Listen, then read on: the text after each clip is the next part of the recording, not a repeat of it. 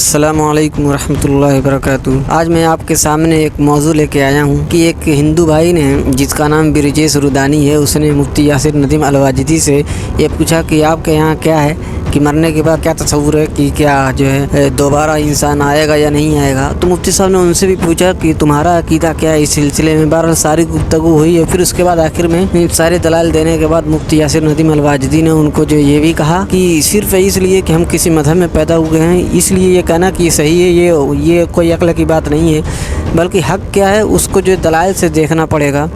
फिर उसके बाद उनको इस्लाम की दावत भी दी। आप वो सब सारी बातें सुन सकते हैं इस वीडियो के अंदर। अच्छा भाई, हमारे साथ ब्रिजेश रुदानी साहब आए हैं। अल्लाह ही खैर करेगा जी। जी जनाबे वाला, क्या फरमाना चाहेंगे? अच्छा, मैं आपको सुनाई देता है मैं बोल रहा हूँ? जी जी बिल्कुल सुनाई देता है। मैं अच्छा, तो मैं जानना चाहता था कि आप इस्लाम में जब इंसान मर जाता है तो बाद में उसका क्या होता है? आप हिंदू हैं मेरे भाई, हाँ, सनातनी हिंदू। हैं? हाँ, हिंदू हूँ। जी। आपके यहाँ क्या होता है, कुछ बताएंगे? वो स्वर्ग या नर्क में जाता है और बहुत अच्छा काम किया होता है, भगवान का भक्त होता है तो उसको मोक्ष मिलता है। और उसके बाद रीइंकार्नेशन नहीं होता? हाँ, होता है ना वो। अच्छा, यानी अगला जन्म भी होता है? नहीं, मैं बात सुनो, मैं क्या बोलना चाहता हूँ। जी जी। स्वर्ग या नर्क में जाता है और वो स्वर्ग या नर्क में से जब उसका जो पाप या पुण्य खत्म हो जाता है तो उसका जन्म होता है। जैसे इंसान का होता है, अच्छे काम किए होते हैं, बुरे काम किए होते हैं, तो कुछ बर्ड का होता है, एनिमल का होता है, मछली का होता है, ऐसा सब कुछ होता यानी स्वर्ग में जाकर वो अपना टाइम पूरा करेगा है। यस। और उसके बाद फिर वो दोबारा पैदा होगा। यस। तो स्वर्ग में जिस वक्त वो होगा हाँ। उसको ये पता होगा कि यहाँ भी मरना है। हाँ, पता है उसको। तो फिर तो वो इटर्नल ब्लिस में नहीं हो सकता, क्योंकि उसको ये टेंशन ही रहेगी कि ये जो मुझे नेमत मिली है ये एक दिन छूट जानी है। तो फिर हाँ, तो स्वर्ग कैसा? अच्छा, तो उसको उसके लिए भी है ना, अगर आपको स्वर्ग या नर्क में नहीं जाना है तो मोक्ष ले लो, बाद में उसको आपको कभी जन्म ही नहीं लेना पड़ेगा। यानी मल्टीपल ऑप्शंस हैं। फोन अ फ्रेंड है आमिर भाई, फोन अ फ्रेंड है जैसे, जी जी। या वो इस सारे के सारे ऑप्शंस हैं। यानी एक 50-50 आदमी, जी। आपने अभी कहा कि स्वर्ग में जाएगा और उसको वहां से फिर मोक्ष मिलेगा, या पहले मोक्ष मिल जाएगा स्वर्ग में नहीं जाएगा? क्या तरीका है उसका, थोड़ा सा अच्छा। एक्सप्लेन करें। अच्छा, अभी देखो, अभी भागवत गीता में लिखा है कि आगे जो इंसान को अगर मोक्ष मिल जाता है तो वो स्वर्ग में नहीं जाए, वो डायरेक्ट उसमें ही जाता है, वैकुंठ में जाता है। कृष्ण भगवान का भक्त है तो वैकुंठ में जाता है। क्या? कृष्ण भगवान का भक्त है तो वैकुंठ में जाता है। शंकर भगवान। मानव प्रेमी, आप म्यूट पर हैं जी। मैं म्यूट पे हूँ। नहीं नहीं, आप नहीं, मैं नहीं दूसरे को आप कह रहा ठीक। हूँ। जी। फोन जरा ब्रजेश भाई फोन वैसे ही रखिएगा, थोड़ी दिक्कत हो रही है क्योंकि आपका कैमरा ऑन है तो देखना अरे आपको सामने से। जी। ये दुर्गानी साहब, क्या करना पड़ता है मोक्ष के लिए और स्वर्ग के लिए? अच्छा, मोक्ष के लिए जो यहाँ हमको काम, क्रोध, लोभ सब कुछ छोड़ना पड़ता है। फिर मम्मी पापा के जिसके प्रति हमको प्रेम होता है वो भी छोड़ना पड़ता है। मतलब कि अच्छा, हमको किसी और स्वर्ग के लिए? स्वर्ग के लिए जो दान करते हैं, वो अच्छे काम करते हैं, वो करने पड़ते हैं। और अच्छा। नर्क अगर अच्छे काम नहीं करेगा, बुरे काम करेगा, जैसे रेप हम्म। करेगा, ऐसे सब कुछ काम करेगा तो वो तो नर्क फिर में जाएगा। ईश्वर ने मम्मी पापा पैदा ही क्यों किए? अरे नहीं, समझ में नहीं जब आया मोक्ष आपने। के लिए उसने इतनी खतरनाक शर्त लगा दी कि मम्मी अच्छा, मैं पापा को भी छोड़ना पड़ेगा। छोड़ना पड़ेगा ऐसा मैंने नहीं बोला। मैंने ऐसा बोला कि फिर हम इंसान को प्यार सिर्फ भगवान से करना होता है अगर मोक्ष लेना है तो। और जब हम इंसान का जन्मल होता है तो उसको उसकी ड्यूटी निभानी पड़ती है, उसको मम्मी पापा के प्रति जो भी फर्ज है, उसकी सेवा करना जो भी है वो सब कुछ करना पड़ता है। वो अगर वो नहीं करेगा तो उसको पाप लगता है, अगर वो नहीं करेगा तो वो नर्क में जाएगा। पर मम्मी पापा से भी ज़्यादा हम इंसानों को, इंसान का जन्म क्यों होता है, पहले मैं बात बताऊँ। इंसान का जन्म ही मोक्ष लेने के लिए होता है। ये जन्म मरण के जो बंधन है जन्म मरण का, उससे छूटने के लिए होता है। अभी देखो, जब से पृथ्वी बनी है तब से हम लोग अच्छा, जन्म। एक मिनट में यहाँ रोक कर आपसे सवाल करूंगा। आपने कहा कि इंसान का जन्म जो है वो इस मरने जीने का जो ये एक पूरा सिलसिला है उससे बचने के लिए होता है। इसको आप मोक्ष बोलते हैं, है ना? Yes yes. अच्छा, अब जब उसको मोक्ष मिल गया तो वो उसकी जो लाइफ है वो कैसी होगी, आप उसको जरा सा मुझको बताएं। उसकी लाइफ अच्छी होगी, उसको देखो, उसका उसका बॉडी मिलेगा उसको 16 ईयर का, उसको 16 ईयर से ज्यादा की एज उसकी नहीं होगी, उसको तेजो में बॉडी होगी उसका, अगर कभी वो बीमार नहीं होगा, कभी उसको कुछ लगेगा नहीं, कोई मारेगा नहीं, उसका बॉडी हमारे जो ये पृथ्वी वाली ये बॉडी है हमारा, वो 5 तत्वों से बना है, पृथ्वी, जल, वायु, आकाश, और उसमें जो हमको अगर मोक्ष मिलता है उसमें पृथ्वी नहीं आती। ठीक है, तो यानी अब उसको इटर्नल लाइफ है, उसको यंग एज है, उसको कोई बीमारी नहीं है, और उसको जो कुछ चाहिए वो उसको मिल रहा है, राइट? राइट। ओके, अच्छा, स्वर्ग वर्सेस मोक्ष, स्वर्ग में क्या मिलेगा उसको? बीमार होगा स्वर्ग में? स्वर्ग में बीमार नहीं होगा। ओके, बॉडी किस उम्र की होगी? 16 ईयर की। अच्छा, जो चाहिए उसको मिलेगा? जो चाहिए वो सब मिलेगा। तो फिर मोक्ष और स्वर्ग में क्या फर्क हुआ? स्वर्ग में वापस आएगा ना, जन्म वापस मिलेगा, मोक्ष में नहीं मिलेगा वापस। अच्छा, तो अब आपकी ये जो थ्योरी है वो सिर्फ फर्क इतना है कि मोक्ष में उसको दोबारा जन्म नहीं होना है, वो इटर्नल लाइफ में है वहां पर। नहीं, और नहीं। उसमें लिखा है कि उसमें देखो, उसमें क्रम वाइज लिखा है, अभी उसमें लिखा है कि पृथ्वी नहीं, से... मैं रुक जाइए, मैं सवाल कर रहा हूं, मोक्ष में दोबारा जन्म नहीं होगा ना, ये तो भी आप बोल रहे हैं ना? हाँ, वही बोल रहा हूँ। हाँ, स्वर्ग में दोबारा जन्म होगा, दुनिया में दोबारा आएगा। अच्छा, इसका मतलब ये कि मोक्ष जो है वो ज्यादा बेहतर ऑप्शन है। यस। अच्छा, हर इंसान को मोक्ष हासिल करना चाहिए। यस। ठीक है, तो ये आपका कॉन्सेप्ट है, बहुत अच्छा। अब आपने हमसे हमारा कॉन्सेप्ट पूछा, हम उसका भी जवाब दे देते हैं।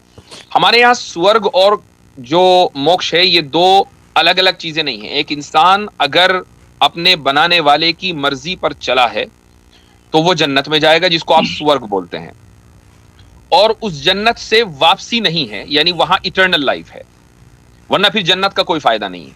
सीधा सीधा कॉन्सेप्ट है, 2-2-4 की तरह वाज़ेह है। अच्छा, तो जन्नत में जाने के बाद वो वापस नहीं आएगा? इटर्नल लाइफ है, जिस तरह जिसको आप मोक्ष बोलते हैं उसको हम जन्नत बोलते हैं। अच्छा, बस मैं वही जानना चाहता क्या था, मैं कुछ डिबेट में कुछ फाइट करने के लिए नहीं आ रहा था। नहीं, मुझे मालूम है, मैं इसीलिए आपको मैंने इसीलिए बिल्कुल वाज़ेह अंदाज से जो हमारा अकीदा है उसको बयान किया, आपका अकीदा सुनने के बाद। अच्छा, तो मतलब अच्छा, तो मुझे एक बात बताओ, आपने अभी जन्म लिया है, तो आपका अभी तक वापस कभी स्वर्ग में नहीं गए थे क्या पिछले जन्म में? अगर आप गए हो और आपको याद हो तो आप बता दें हमें। नहीं, हमारा काम भूल गए हो। हमारे हिंदुइज्म में तो लिखा ही है कि स्वर्ग नर्क आते ही रहते हैं, तो मुझे जो मोक्ष नहीं हुआ तो मेरा तो या तो मैं कभी स्वर्ग में गया होगा या कभी नर्क में गया होगा, कभी तो अगर आपको याद नहीं है तो ये सवाल आप मुझसे क्यों कर रहे हैं? आपको क्या लगता है कि मुझे याद होगा? नहीं, आप जनरल क्वेश्चन है, याद की बात नहीं कर रहा। आपको अभी तक मोक्ष क्यों नहीं, अच्छा, आप अभी तक स्वर्ग में क्यों नहीं गए इतने सालों में? इसलिए कभी तक मरा नहीं हूं। अभी तक जब इंसान को मौत आएगी तभी तो जाएगा ना वो। अच्छा, अभी देखो, आप इस्लाम फॉलो करते हो, तो अभी इस्लाम में सब कभी ना कभी तो देखो जन्नत में चले जाएगा, तो फिर नए लोग कहाँ से जन्म लेते हैं फिर? यानी आपको ये लग रहा है कि जो खुदा है, जो भी क्रिएटर है, जो बनाने वाला है, ईश्वर है, उसके पास एक लिमिटेड तशले में गारा रखा हुआ है, उसी से वो इंसानों को बनाता रहता है, उसके पास मजीद गारा, मिट्टी, पानी नहीं आ सकता, मैटर मजीद नहीं आ सकता। Is that what you believe? No, I don't believe that. तो इसका मतलब ये है कि आप भी ईश्वर को ऑमनीपोटेंट मानते हैं, आप भी मानते हैं कि वो क्रिएटर है, नथिंग से थिंग्स को बनाने वाला है, और हर चीज के ऊपर कादिर है, हर चीज के ऊपर उसको कंट्रोल है, ऐसा ही है ना? नहीं, मैं बोल रहा हूँ जितनी भी आत्मा है, जितनी भी स्पिरिट है, वही है। जितने लोगों को मोक्ष उससे ज्यादा बढ़ सकते हैं कि नहीं बढ़ सकते? उससे ज्यादा नहीं बढ़ सकते। क्यों नहीं बढ़ सकते? क्या ईश्वर उस पर कादिर नहीं है? अभी देखो, उसमें भागवत गीता में नहीं, मुझे उसमें क्या लिखा है उसको छोड़ दीजिए फिलहाल। भगवत गीता में क्या लिखा, जो मैं उसको नहीं मानता ना, वही तो बता रहा हूँ मैं ये पूछना चाह रहा हूँ कि जितनी मसलन मान लें 10 अरब आत्माएं हैं, अब क्या ईश्वर 10 अरब से ज्यादा आत्माएं क्रिएट कर सकता है या नहीं कर सकता? नहीं कर सकता। क्यों? अभी देखो, उसमें हिंदू स्क्रिप्चर में लिखा है आत्मा का जन्म भी नहीं होता, वो आत्मा मरता भी नहीं, जो भी है वही है, उससे ज्यादा नहीं होता, कम नहीं होता। अच्छा, तो आत्मा को आपने जी तीन चीजें असली हैं, उसमें से एक आत्मा भी। 3 चीजें असली हैं, उसमें से एक आत्मा भी है इनके यहाँ। जी, ठीक है, जिनका कभी जन्म नहीं हुआ। इसका मतलब जानते हैं आप, इसका मंफी असर क्या पड़ेगा? ब्रजेश दुर्रानी साहब, इसका मतलब ये है कि हमें ये जिस्म देने वाला कौन है? हम आत्मा है, हम अपने इरादे से इस जिस्म में आए हैं, 5 तत्वों से मिलकर जो बना है। हमारे बताइए, इरादे से नहीं, सवाल हमारे का जवाब कर्म। दीजिए। अच्छा, दे रहा हूँ, हमारे जो कर्म है उस हिसाब से हम इस शरीर में आते हैं, या फिर कुत्ते बिल्ली के शरीर में अच्छा, आते हैं। बिल्कुल बिल्कुल शुरू में पहुंच जाइए, बिल्कुल शुरू में पहुंच जाइए, जब हमने पहल कोई जिस्म इख्तियार किया था, किसी जिस्म में 5 तत्वों में हम लीन हुए थे। शुरू या में पहुंच जाइए बिल्कुल। वो किस कर्म की बुनियाद पर? सबसे पहले तो इंसान का जन्म ही मिलता है, बाद में उसके कर्म के हिसाब से वो कुत्ते बिल्ली का जन्म लेता है। यानी वही तो पहले मैं कह रहा हूँ, इंसान तो को इंसान पहला क्यों बनाया, जन्म। ये पूछ रहे हैं। हैं? जी। इंसान होना तो कर्म की पह, बुनियाद पर है ना, अच्छे कर्मों की बुनियाद पर। तो वो कौन से अच्छे कर्म थे जो पहली मर्तबा इंसान बना, ये सवाल है उनका।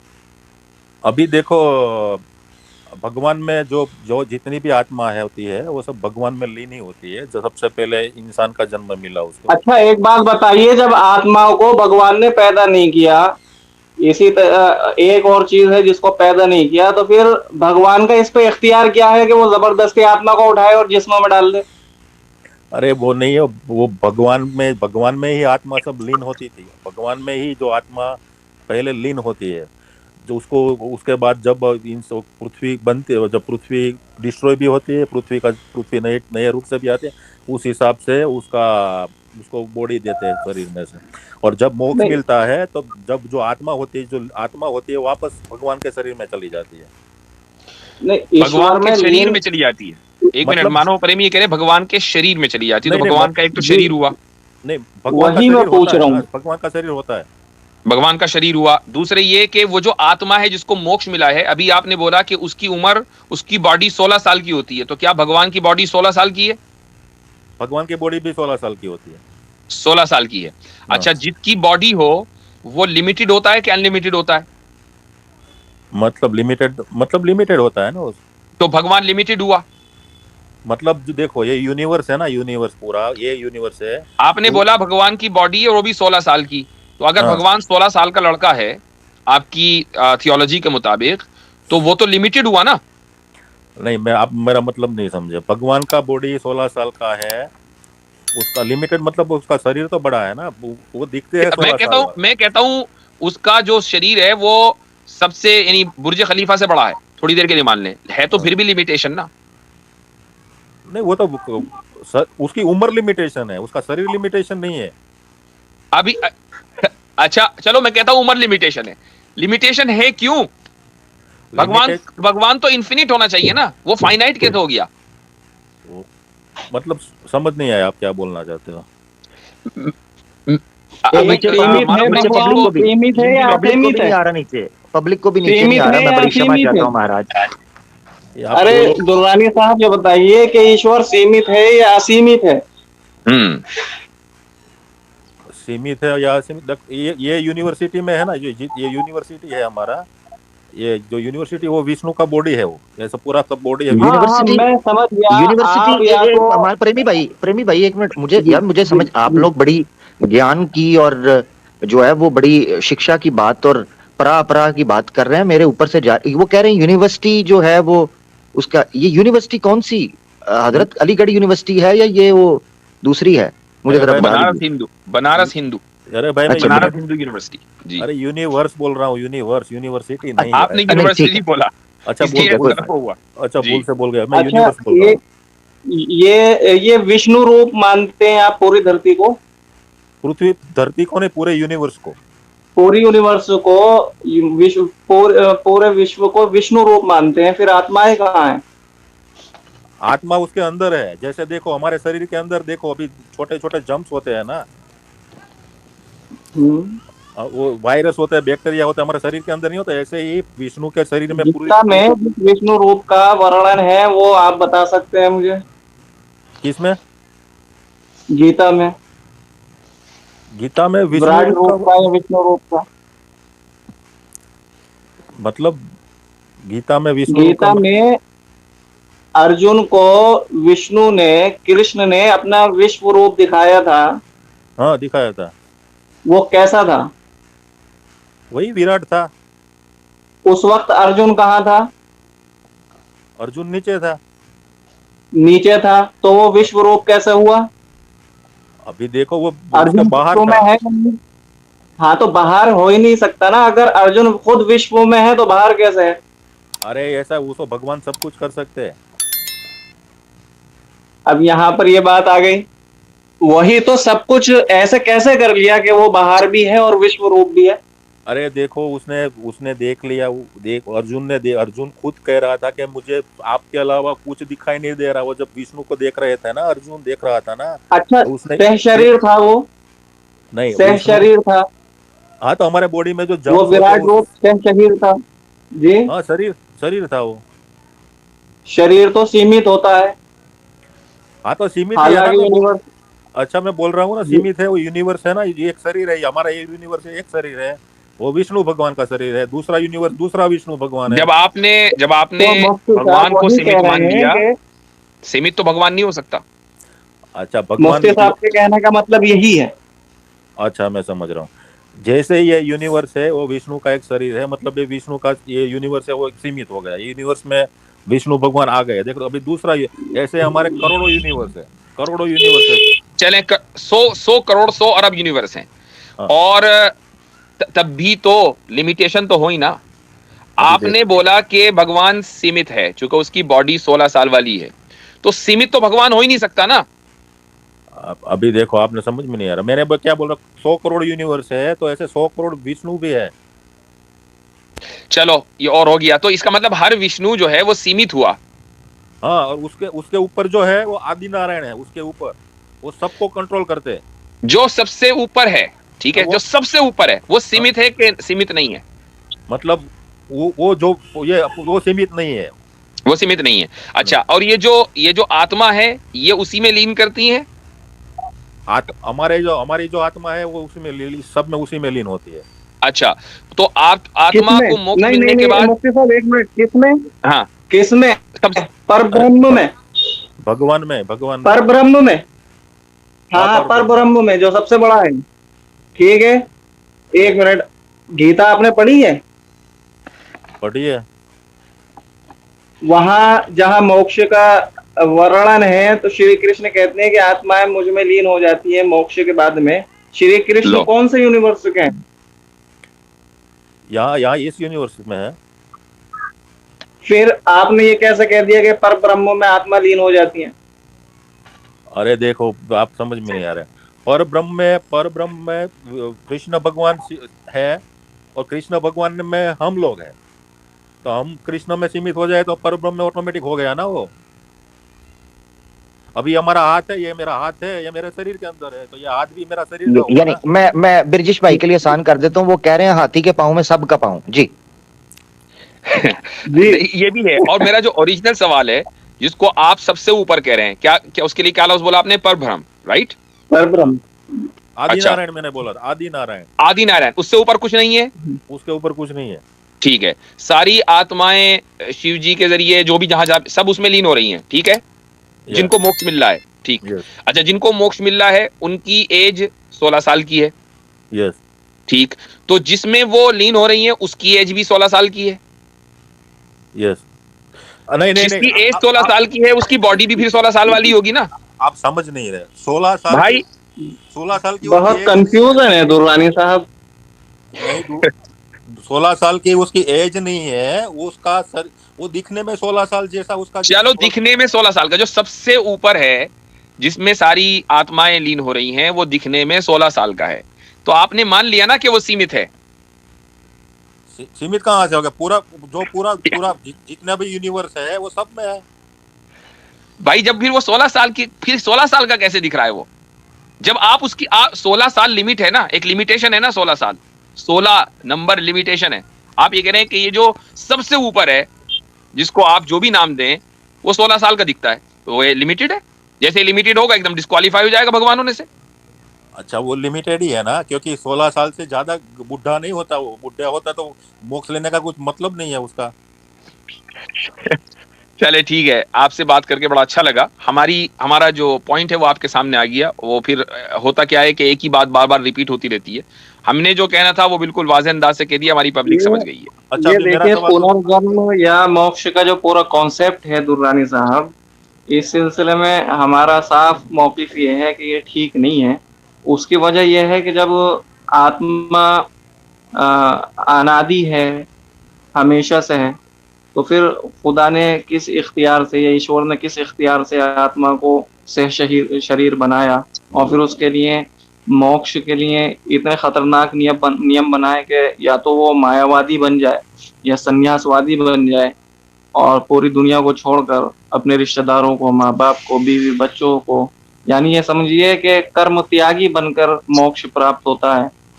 अगर इसी तरीके से मोक्ष प्राप्त होना है तो फिर हमें यह कबूल नहीं है। हमें वही नजात कबूल है कि जो वालिदैन की खिदमत करके, माता पिता की खिदमत करके, बीवी बच्चों की सेवा करके प्राप्त होता है। जबरदस्त, जरा अच्छा, बिल्कुल। तो उसमें उसमें यानी अगर ये कमेंट स्क्रीन पे है, ये जरा देखिएगा जी। नहीं, आपकी मिस्टेक है, वो गलत बोला आपने। अगर माँ बाप की सेवा नहीं करनी होती तो राम भी सेवा नहीं करते, दशरथ के कहने पर जंगल में नहीं जाते। वो तो सब ड्यूटी निभानी ही पड़ती है, अगर नहीं निभाएंगे तो नर्क में जाएंगे। मैंने क्या बोला था, इस मोक्ष लेने के लिए माँ बाप से ज्यादा भगवान को प्यार करना पड़ता है। इसका मतलब ये नहीं है कि माँ बाप की सेवा नहीं करनी है। अगर नहीं देखिए, आप निष्काम कर्म योग का की पूरा दर्शन जानते हैं, निष्काम कर्म योग में क्या होता है, ठीक है। इसी तरीके से गीता के अंदर जिस संन्यासवाद का या निर्वृत्तिवाद का तज़किरा है, वर्णन है, सब जानते हैं कि उसका मतलब क्या है, उसका अर्थ क्या है। अब अगर आप मानव प्रेमी साहब नए-नए थोड़ा सा आप बताइए विद्वान कि ये जो आपने टर्मिनोलॉजीज बोली इसका आप मतलब समझा दें। बहुत से लोग नहीं जानते, हम यानी हमारे ऑडियंस में। हाँ, जी। संन्यासवाद तो ये है कि सारी दुनिया को छोड़ करके बस तपस्या में मगन हो जाए, लीन हो जाए। बहुत से लोग कपड़े भी छोड़ देते हैं, इसी वजह से आपने जी। नंग साधु देखे होंगे। निष्काम कर्म हाँ। योग कभी तो लगभग यही मतलब है। अब ये बात हो गई कि जिन लोगों ने सन्यास ले लिया, ब्रजेश साहब, क्या उनको मोक्ष प्राप्त होगा या नहीं होगा? वो तो ठग भगत होगा तो नहीं होगा। संन्यास लेने से मोक्ष मिलना ऐसा जरूरी तो नहीं है। संन्यास लेने वाला अपने माँ बाप की खिदमत नहीं कर रहा है, दुनिया में उस तरीके से नहीं रह रहा है जिस तरीके से रहना चाहिए, दूसरों की खिदमत। वो तो जंगल में अकेला कपड़े वपड़े उतार के पड़ा है, उसको तो कोई ड्यूटी करनी नहीं है, तो फिर उसको तो मोक्ष प्राप्त नहीं होना चाहिए ना। उसको मोक्ष में अभी देखो, पहली बात तो मैं आपको डिफरेंस दिखाता हूँ। मोक्ष स्वर्ग में दुर्रानी साहब एक बात और कि आप पुरुषार्थ के बारे में तो जानते होंगे। हाँ, जानता हूँ जी, पुरुषार्थ से क्या हासिल होता है, आप बताइए। पुरुषार्थ से देखो, अभी आप पुरुषार्थ मेडिकल कॉलेज में है, पुरुषार्थ करते हो तब डॉक्टर बन जाओगे, नहीं करोगे तो नहीं बनोगे। नहीं, मेरा मतलब वो नहीं। आप जो है मेडिकल में ले गए, आप ये बताइए अपनी वो यूनिवर्सिटी से, प्रेमी भाई, वो यूनिवर्सिटी से कॉलेज में आ गए हैं जी। जी। पुरुषार्थ मतलब मेहनत करना, उसको पुरुषार्थ बोलते हैं ना आप, वही पुरुषार्थ का मतलब है ना। नहीं, अच्छा, कितने चरण हैं पुरुषार्थ के? उन चरणों पे आज का समाज, अगर किसी को मोक्ष चाहिए तो चल रहा है। अभी मोक्ष का बारे में तो गीता में आपको तो पता है, अभी आप बोल रहे थे, वही करना पड़ता है मोक्ष लेने के लिए। वही मैं कह रहा हूँ कि इतने खतरनाक नियमों का पालन होकर के अगर मोक्ष प्राप्त होता है कि दुनिया छोड़नी पड़ेगी हमें। अगर दुनिया छोड़नी होती तो पुनर्जन्म आपकी आइडियोलॉजी के मुताबिक होता ही क्यों? अभी ये इसी वजह से। अच्छा, अब मैं बात को कंक्लूड करता हूँ, जो बहुत देर हो गई है। ब्रजेश रुदानी साहब, आप मुझे बड़े अच्छे बंदे लगे। मैं आपको सीधी सीधी बात कहता हूँ कि इस्लाम का जो पैगाम है ना, वो क्या है कि एक अल्लाह को मानना है, उसके नीचे कोई खुदा नहीं है, उसके ऊपर कोई खुदा नहीं है, बस वही है, उसके अलावा कोई नहीं। उसने इंसान को कुछ तालीमात दी हैं, कुछ गाइडेंस दी हैं। उन गाइडलाइंस में जिसको आप सन्यासी होना कहते हैं वो बिल्कुल नहीं, उसकी कोई गुंजाइश नहीं है। ये इस्लाम का ऐलान है कि ला रहबानियत फिल इस्लाम, कि इस्लाम में रहबानियत यानी सन्यासी बन जाने की कोई हैसियत नहीं है। हमारे यहाँ नजात, जिसका तर्जुमा आप लोग मोक्ष कर देते हैं या अंग्रेजी में उसको साल्वेशन बोलते हैं, वो उस वक्त होगा जबकि आप इस दुनिया में रहकर, लोगों के दरमियान रहकर, फैमिली वाला होकर, बिजनेस वाला होकर या मुलाजमत वाला होकर खुदा की मर्जी के मुताबिक अपनी जिंदगी गुजारेंगे। एक आपको एक ही जन्म मिलेगा इस दुनिया में, उस आप पैदा हुए, उसके बाद अपने वक्त के ऊपर आपको मर जाना है। मरने के बाद आपके अमल और आपके अकीदे की बुनियाद पर कि आपने क्या अकीदा रखा खुदा के ताल्लुक से, आपको जज किया जाएगा खुदा के जरिए क़यामत के दिन। अगर आपने अच्छे अमल किए होंगे और अच्छा अकीदा रखा होगा, दुरुस्त अकीदा रखा होगा, तो हमेशा हमेशा के लिए जन्नत में जाएंगे। इसी को हम सॉल्वेशन बोलते हैं। और अगर आपका अकीदा दुरुस्त नहीं होगा, अमल यानी जिसको कर्म आप लोग बोलते हैं खराब होगा, तो आप जहन्नम में जाएंगे। जो अब इसका मतलब ये कि आपको मोक्ष प्राप्त नहीं हुई, आपको सॉल्वेशन नहीं मिला। आपका ये सवाल कि भाई अगर पिछला जन्म नहीं हुआ तो फिर तो जो आत्मा है वो तो लिमिटेड ही है, उससे ज्यादा नहीं बढ़ सकती। खुदा हमारे लिए या हमें मालूम नहीं है कि खुदा ने कितनी आत्माएं बनाई हैं, आपको भी मालूम नहीं है। यानी कोई ये नहीं कह सकते कि खुदा ने बस इतनी ही आत्मा बनाई है, इससे ज्यादा नहीं बनाई, उससे कम नहीं बनाई। खुदा ने जितनी भी बनाई है, मान लो 100 करोड़ बनाई है, 100 अरब बनाई है, कुछ आत्माओं को जिस्म उसने पहले दे दिया, कुछ को बाद में देगा, कुछ को बहुत बाद में देगा। तो ये हमारा खुलासा है जो उस कॉन्टेक्स्ट में, जिस कॉन्टेक्स्ट में गुफ्तगू हो रही है, इस पर गौर कीजिएगा। महज इसलिए कि आप किसी मजहब में पैदा हो गए और आप किसी सिविलाइजेशन को मानते हैं, इस बुनियाद पर वो सही हो, इससे निकलिए, इस पर गौर कीजिए। मैं आपको इस्लाम की दावत देता हूं और आपके लिए दुआ करता हूं कि अल्लाह सुब्हानहू व तआला आपके दिल के दरवाजे खोले और आपको हिदायत दे। आमीन आमीन। ब्रजेश भाई बहुत अच्छे इंसान, थैंक यू ब्रजेश भाई। ठीक है जनाब, चलो। तो मुफ्ती साहब ने बिल्कुल उनको जो है संतुष्ट जवाब दे दिया है। ऐसे ही जो एक्स मुस्लिम है, चाहे एक्स मुस्लिम साहिल हों, चाहे जो आदम सीकर हों, वो आएँ मुफ्ती साहब से सवाल करें, उस सवाल का जवाब देंगे। तुम्हें समझ में आए फिर इस्लाम ले आना। वैसे ही तुम्हारे अंदर जो एतराज़ है, उस एतराज़ की वजह से सिर्फ इस्लाम को छोड़ देना ये अक्लमंदी की बात नहीं है, बल्कि आइए मुफ्ती साहब से सवाल कीजिए। अगर मुफ्ती साहब इस्लाम के सिलसिले में जवाब नहीं दे तो फिर आप कहिए कि इस्लाम में ये चीज़ें हैं, लेकिन इसका कोई जवाब नहीं दे रहा है। तो मैं ऐसे हिंदू से, ऐसे काफिर से जो है, जो मुसलमान होकर फिर जो है तो कुफ्र इख्तियार किए गए हैं, ऐसे को मैं दावत देता हूँ, जैसा कि मुफ्ती साहब ने भी इस्लाम की दावत दी है।